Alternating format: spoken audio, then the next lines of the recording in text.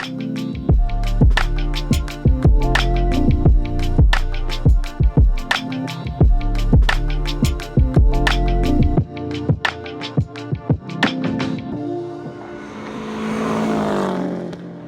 everybody, welcome back to the Flat Irons Tuning Question of the Week. This one comes from a lot of you guys out there wanting to know about rotated turbo setups. So I guess we should start with what's the main differences between a rotated turbo setup and a stock location turbo setup.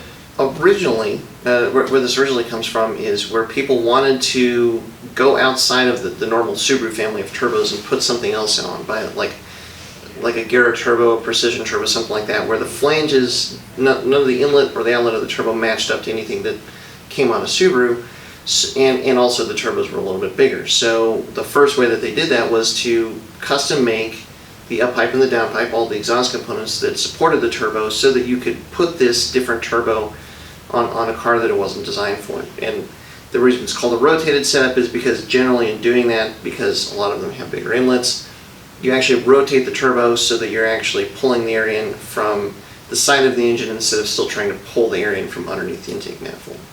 Well, what are the benefits of a rotated turbo? When you get to that large size, like if you want to start running the Garrett family of turbos, like once you get the exhaust and the flanges and everything to work, now you can have your pick of all these Garrett turbos to put on your car, versus having to find something, at least especially back in the day, something that was going to fit in the stock location. Another advantage by rotating the turbo over there, sometimes that makes a big packaging improvement for how you're going to basically plumb the turbo, plumb the inlet to the turbo. You know, like sometimes with intercooler piping, sometimes you can actually use that space under the intake manifold for a different purpose other than just the intake track. So there's definitely some advantages to running a turbo rotated like that. You've touched on it a little bit. What kind of work is involved if you do want to go rotated?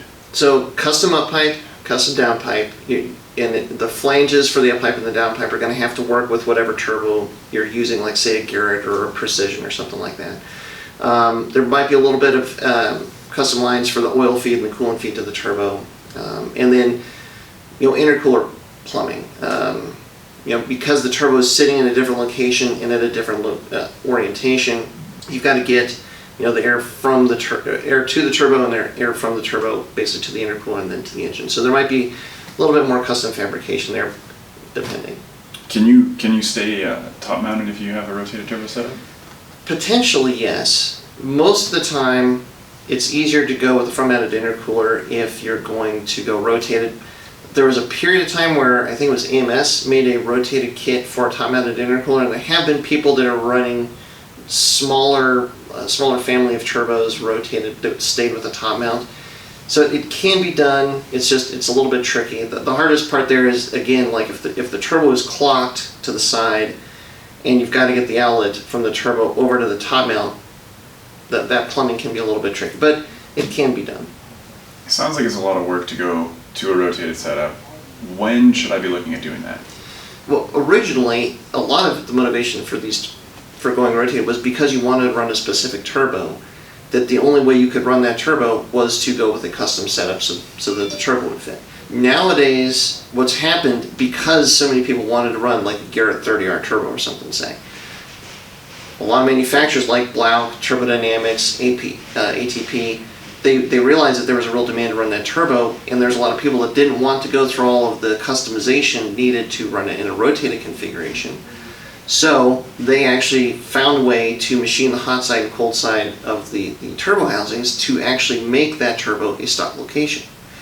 So these days, I would say if there's a stock location option for the turbo that you want to run, that's a much easier path than running a rotated turbo, a rotated version of that turbo, because it's just, you're going to take your turbo off, you put on this new turbo that is a 30R, say, and then you don't have to do all that extra custom work.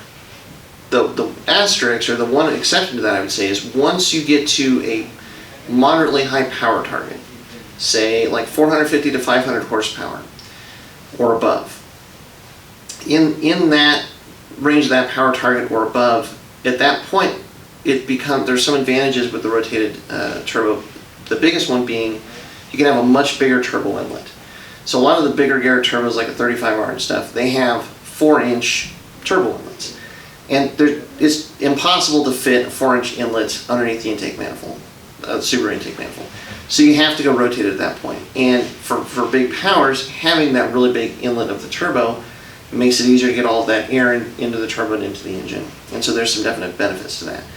So I would say that above those, like let's say above 500 horsepower, even in the same turbo, it's going to be easier to extract the maximum performance out of it in a rotated configuration than in the stock location configuration. But you just have to decide, do you want to go with all the extra customization needed to run it rotated, or would it be easier to take the same turbo and put it on in the stock location?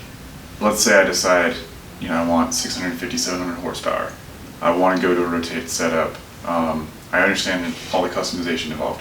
What are the downsides beyond that of running a rotated setup? I mean, boy, at that power level, I would say that there really isn't any downside to running a rotated turbo. In fact, like if your target is 600 plus horsepower, probably to get a big enough turbo that you would want to run in that to make that power and such, I mean, you're going to have to go with the rotated configuration.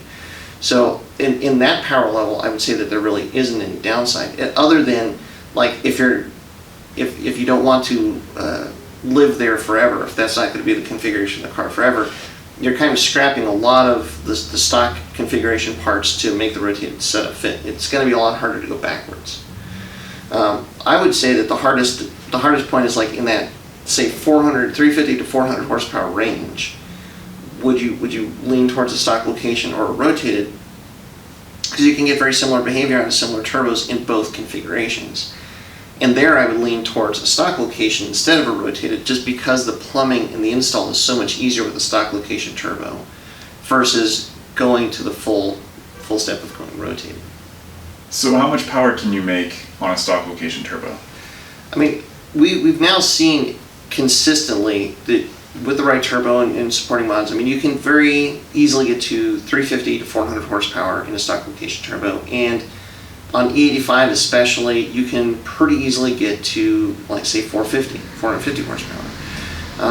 And I think with the right configuration, even in stock location, you can get to 500 horsepower, but it's just, the power band might not be as good as it would be with the rotated turbo, and some of the behavior might not be as ideal with the stock location. I mean, really now I'd say the sweet spot for the stock location turbos is that like up to 400 horsepower range.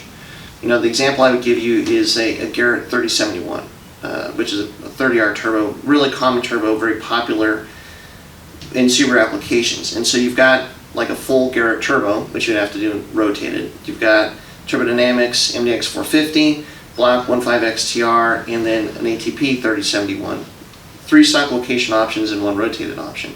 The stock location options are all going to be pretty similar in power capability and power band. Some small variants there. But I've seen people get over 500 horsepower on a 30R, but generally it's in a rotated configuration and typically with an external gate.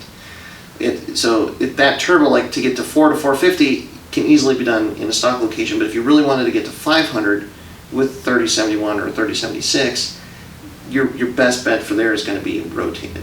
So I think stock location, that's like, look at what your options are and look at what the slight variances are in the turbo configurations in the stock location. But I mean, probably 400 to 450 is going to be like the upper sweet spot for that for a stock location turbo. Awesome.